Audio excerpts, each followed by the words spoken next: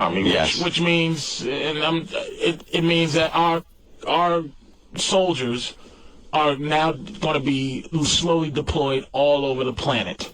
Very close to China and Russia. That's crazy. Very close, sending everyone everywhere. No, that's crazy because Obama said that he wants to pull back. Well, he put 30,000 extra troops in Afghanistan.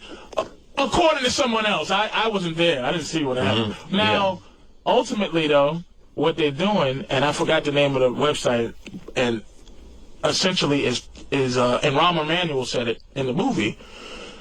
He goes, eventually, America, being an American is not a privilege. It is it's not a right, it's a privilege. And you are to service. They use this word service. They use New World Order and service. Service. A lot.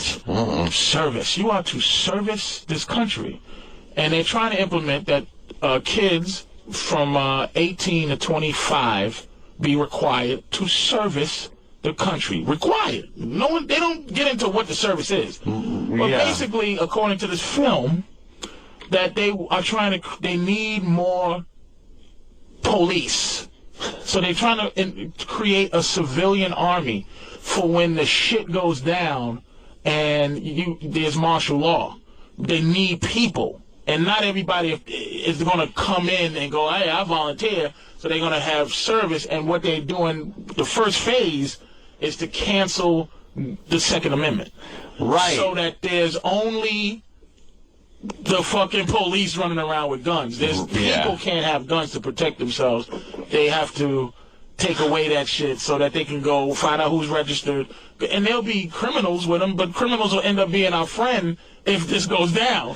That's always been the way, any kind of fascist state has worked. They take away the civilians. They use that fucking term a couple of times. Yeah. This shit is fascism. And that's one of the biggies as far as the NRA goes. They're saying all this stuff like this. This is what goes down. Usually when there's a gun law that's passed, if you're grandfathered in, you're fine. Let's say you have a rifle that's considered an assault rifle, and then they ban assault rifles. They don't come to your door for the most part and take your weapons away. They did that in a few places where they outlawed handguns, like in Chicago and stuff, where you had to take your pistol and hand it into the police department. But for the most part, they haven't knocked on your door and said, we're coming for your guns. But that is something that is definitely a potential act under Obama and this attorney general. They've got a lot of anti-gun people in there, anti-Second Amendment people. That if they're going to take the guns, and again, according to this film, that they want to take the phase one is to take these. Phase two is to slowly implement service.